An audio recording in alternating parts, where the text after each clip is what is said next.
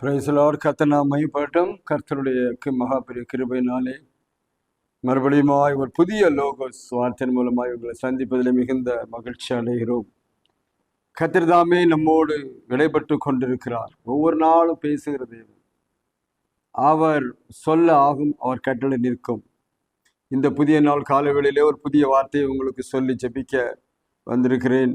இப்பொழுதும் எபிரேயர் எபிரேயருக்கு நிருபத்தில் 2ஆம் அதிகாரம் கடைசி வசனம் 18ஆம் வசனம் நான் உங்களுக்காக சொல்லி வாசித்து ஜெபிக்க விரும்புகிறேன். ஆதலால் அவர் தாமே சோதிக்கப்பட்டு பாடுபட்டதினால் அவர் சோதிக்கப்படுகிறவர்களுக்கு உதவி செய்ய வல்லவராயிருக்கிறார். அவர் தாமே சோதிக்கப்பட்டு பாடுபட்டதினாலே அவர் சோதிக்கப்படுகிறவர்களுக்கு உதவி செய்ய வல்லவராயிருக்கிறார் என்று சொல்லப்பட்டிருக்கிறது. இந்த எபிரேயர் புஸ்தகம் பாருங்க, புதிய ஏற்பாட்டையும் பழைய ஏற்பாட்டையும் இணைக்கிற ஒரு புஸ்தகம். இந்த புஸ்தகத்திலே நம்ம வாசிக்கும் போது இது ஒரு பாலம், இது ஒரு பிரிட்ஜாக இருக்கிறது. பழைய ஏற்பாட்டையும் புதிய ஏற்பாட்டையும் இணைக்கிற, பலிகளையும் இணைக்கிற, இயேசுவையும் இணைக்கிற ஒரு பெரிய புஸ்தகம், நல்ல புஸ்தகம். இந்த எபிரேயர் மக்களுக்கு எழுதுகிற இந்த புஸ்தகத்திலே அவர் பாருங்க, இயேசு கிறிஸ்துவை பற்றி சொல்லப்பட்டு அவர் சோதிக்கப்பட்டு பாடுபட்டதினாலே சோதிக்கப்படுகிறவர்களுக்கு உதவி செய்ய வல்லவராயிருக்காருன்னு சொல்லப்படுது. அருமையான பிள்ளைகளே, ஆண்டவர் உதவி செய்ய வல்லவராயிருக்கிறார். பிரச்சனையில் இருக்கிறவர்களுக்கு பாருங்க, அது அந்த வார்த்தையை அந்த இதில் சொல்லப்பட்டிருக்கிறது. ஏனென்றால் சோதிக்கப்படுகிறவர்கள் தான் அதிகமாக இருக்கிறார்கள்.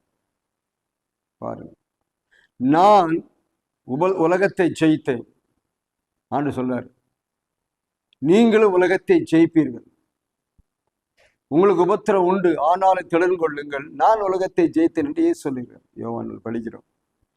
அப்போ ஒரு மனுஷன் உலகத்தை ஜெயிக்க, விடுதலை அடைய, சோதனையில் வெற்றி பெற அவர் உதவி செய்யறதுக்கு நமக்கு பக்கத்தில் ஒருவர் இருக்கிறார் என்று சொல்லப்பட்டிருக்கிறது. அதான் மிக முக்கியமானது. இன்னைக்கு எங்கேயோ இருந்துட்டு எதையோ பண்றதல்ல, நமக்காக நம்மை போல் அங்க சொல்லப்பட்டிருக்குது. அதையும் பாருங்க, மேலோட வசனம் வாசிக்கும் போது அங்க என்ன சொல்லப்பட்டிருக்குன்னா, ஒரு பிரதான ஆசிரியர், இரக்கமும் உண்மை உள்ள மகா பிரதான ஆசிரியராகும்படி பாருங்க, நமக்காக சகோதரருக்கு ஒப்பாக வேண்டியதா இருந்தது. பாருங்க, ஒரு பெரிய பிரதான ஆசிரியராய் மாறினார்.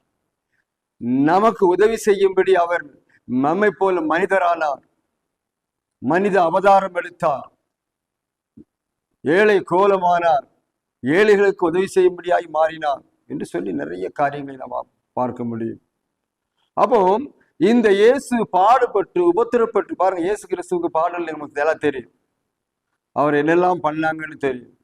ஒரு குற்றவாளியை போல பிடிச்சிட்டு போனாங்க, குற்றவாளியை போல விசாரிக்கப்பட்டாங்க, குற்றவாளிகளை போல அடிகள் கொடுத்தாங்க, குற்றவாளிகளை போல பரியாசம் பண்ணப்பட்டார்கள், குற்றவாளியை போல பல காரியங்களிலே இயேசுவை உட்படுத்தினார்கள். அவர் அதில் பாடுகள் பட்டு உபத்திரப்பட்டு கஷ்டப்பட்டு ரத்தம் சிந்தி அந்த வழியாய் கடந்து போனதினாலே இப்போ அந்த வழியில யாராவது வந்தா அவங்களுக்கு உதவி செய்ய வல்லவராய் இருக்கிறார் என்று சொல்லிதான் இந்த வசனத்திலே சொல்லப்பட்டிருக்கு. இன்னைக்கு நமக்கு அருமையான நம்முடைய வாழ்க்கையில பல பிரச்சனைகளோடு தான் இருக்கிறோம். சோதரம், நம்ம பல சிக்கல்ல மாட்டி இருக்கிறோம். பலர் வேதனை, சொல்ல முடியாத வேதனைகள். ஒவ்வொரு குடும்பத்திலையும் போய் பார்த்தீங்கன்னா, நான் பார்க்குறேன், ஒரு சில குடும்பங்களில் பார்த்தா, அன்றைக்கி ஒரு பிரதரை சந்தித்து பேசும்போது அவரை பார்த்து 1 வருஷம் ஆச்சு. திடீர்னு அன்னைக்கு பார்க்க வேண்டிய நேரத்தில் பார்க்கும்போது அவர் சொல்ல கதைகளை கேட்டு அழுகையே வந்து விட்டது. அவ்வளவு பிரச்சனைகள், அவருக்கு சரீரத்தில் பிரச்சனை, குடும்பத்தில் பிரச்சனை. மருமகன் மரித்து விட்டார், மரித்து கொஞ்ச நாளில் தன்னுடைய சொந்த மகன் ஆக்சிடென்ட்ல மரித்து விட்டார். என்ன செய்வது, அப்படியே பேசும்போதே அழுதுட்டார். சோதரம், எனக்கு ரொம்ப வேதனையா இருந்தது. ஆண்டவரே ஏன் பாருங்க, அப்போ சொன்னேன், நீங்க ஆண்டவர்கிட்ட வாங்க, கர்த்தர் உங்களுக்கு ஆறுதல் படுத்துகிற தேவன், இனிமேல் உங்க வீட்டில் எந்த சாவும் உடனே வராதபடிக்கு கர்த்தர் பாதுகாப்பார் என்று சொல்லி பாருங்க, எல்லா குடும்பத்துக்கு வீட்டுக்கு வீடு வாசப்படி யாரும் உதவி செய்ய ஆட்கள் இல்லை. அருமையான தேவனுடைய பிள்ளைகளே, நீங்கள் வார்த்தையை கேட்டுக்கொண்டிருக்கிறவர்களே, கர்த்தர் உங்களுக்கு உதவி செய்ய வல்லவராக இருக்க என்பதை நீங்கள் அறிந்து கொள்ள வேண்டியது மிக முக்கியமான ஒரு வேலையா இருக்கு. அறிந்து கொள்ள வேண்டும் என்பது மிக முக்கியமான ஒரு காரியம். சோத்திரம், நீங்க நினைச்சாலும் நான் மட்டும்தான் கஷ்டப்படுகிறேன், நான் எப்படி இதை விட்டு வெளியே வருவேன், எனக்கு யார் உதவி செய்வார்? இந்த சூழ்நிலை, இந்த கடன் பிரச்சனை, இந்த நோயின் பிரச்சனை, வேலை பிரச்சனை, பிள்ளைகள் பிரச்சனை, சோத்திரம். கல்யாணம் பண்ணி கொடுத்த மகள் வீட்டுக்கு வந்து உட்கார்ந்து இருக்கிறார். நான் என்ன செய்வேன்? யார் இடத்துல போவேன்? யார் இடத்துல போனா எனக்கு விடுதலை கிடைக்கும்னு சொல்லி எல்லா திசைகளிலும் ஓடிக்கொண்டு இருக்கிறீர்களா? எல்லாம் போகாத இடமெல்லாம் இல்லை என்று பார்க்கிற அளவுக்கு போறீங்க. சோதனை மேல் சோதனை என்ற பாட்டை கூட பாடிட்டு உட்கார்ந்து இருக்கிறீங்க.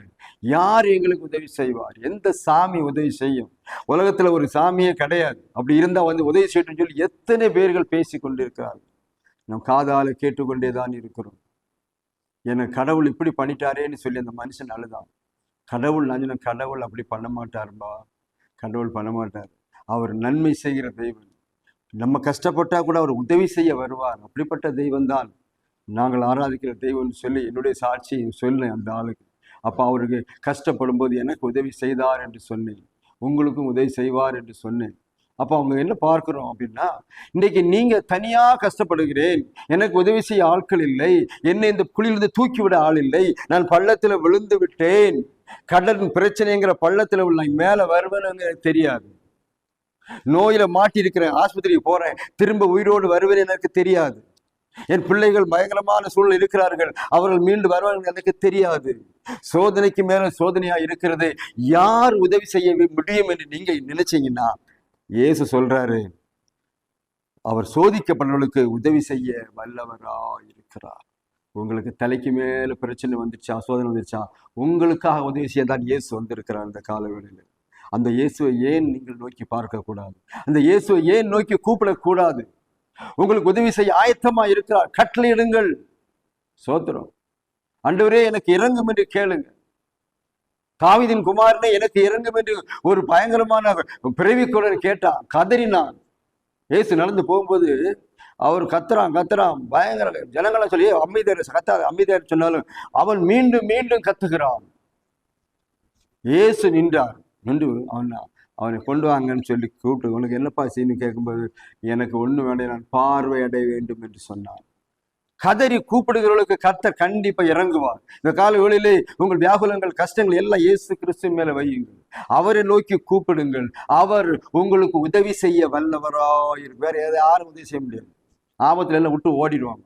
சொந்த பந்தம் ஓடிடும். உங்கள் உற்றார்கள் ஓடிடுவாங்க. நண்பர்கள் அட்ரஸ் இருக்க மாட்டாங்க. செத்து கிடந்தவங்க வந்து பார்க்க வர மாட்டாங்க. பக்கத்துல இருப்பாங்க, உதவி செய்ய மாட்டாங்க. பணம் இருக்கு, எந்த காரியமும் செய்ய மாட்டாங்க. ஆனால் இயேசு வருவார் என்று சொல்லு. இந்த நாட்கள் உங்க வாழ்க்கையில இயேசு வந்து அற்புதம் செய்வார். அவர் உதவி செய்ய வல்லவர். ஏன் தெரியுமா? அவர் அந்த அடுத்த வழியே கடந்து வந்திருக்கிறார். அந்த பாடுகளை சகித்திருக்கிறார். பாடுகளில் வெற்றியை பெற்றிருக்கிறார். அந்த வெற்றி உங்களுக்கு கொடுக்கும்படி இந்த காலவெளியில வருகிறார். ஆனபடினாலே சோதிக்கப்படுகிற எவனும் இயேசுவை மட்டும் நோக்கி பாருங்க சோதரர். அவர் ஒருவர் தான் அற்புதங்களை செய்ய முடியும் என்று சொல்லி பார்க்கிறோம். பாருங்க, உதவி செய்ய வல்லவர். உதவி செய்ய வல்லவரா இருக்கிற இடத்துல நீங்க செல்லுங்க. யாரிடமோ ஓடுகிறோம் அல்லவா? பணக்காரிடம் ஓடுகிறோம், நண்பர்களை ஓடுகிறோம். அவர் உதவி செய்வார், இவர் உதவி செய்வார். எவரும் உதவி செய்ய மாட்டார்கள். ஆபத்து காலத்திலே எல்லாருடைய உதவியும் விருதா என்று சொல்லப்பட்டிருக்கிறது. இந்த அருமையான வேளையிலே அருமையான தேவனுடைய பிள்ளைகளை ஒப்புக் கொடுங்க. இந்த இயேசு உங்களை உதவி செய்ய வல்லவராக இருக்கிறார். எப்படிப்பட்ட பிரச்சனை இருந்தாலும் பரவாயில்ல, தேவன் பாதுகாத்துக் கொள்வார். ஒப்புக் கொடுப்பீங்களா? அவர் நோக்கி கூப்பிடுவீங்களா? நான் இப்போ உங்களுக்கு அச்சபிக்கிறேன். பரலோகத்தின் பிதாவே, வல்லமையுள்ள இயேசுவே, இந்த நாட்களிலே நீர் பாடுபட்டதினால், நீர் உபத்திரப்பட்டதினால், உபத்திரப்படுகளுக்கு உதவி செய்ய வல்லவராயிருக்கிறதுக்காக ஸ்தோத்திரம். இந்த வசனத்தை அனுப்பி இந்த பிள்ளைகளை ஆசீர்வதியும். எத்தனை பேர் கண்ணீரோடும் கவலையோடும் வேதனையோடும் துன்பத்தோடு இருக்கிறவர்களை இந்த கால வேளையிலே உங்களுடைய வசனத்தை அனுப்பி தொடும். ரைட் நவ் லார்ட், நீ அப்படி செய்ய போறதுக்காக ஸ்தோத்திரம். கிருபைக்குள் மறைத்துக் கொள்ளும். பேர் பேராய் ஆசீர்வதி. இதை பார்க்கிற ஒவ்வொருவருக்கும் ஒரு வல்லமை புறப்பட்டு வரட்டும். வார்த்தையின் மூலமாய் விடுதலை உண்டாகும்படி செபிக்கிறேன். கிருபைக்குள் மறைத்துக் கொள்ளும். சாட்சியாய் நிறுத்தும். உண்மை ஆராதிக்கிற, உமக்கு பின்பற்றுகிற உண்மை உள்ள ஜனங்களாய் மாற்றும்படி செபிக்கிறேன். நாமத்தை மையப்படுத்த ஆசீர்வதிங்க. இயேசு நாமத்தில் செபிக்கிறோம் பிதாவே. கர்த்தர் தாமே உங்களை ஆசீர்வதிப்பாராக.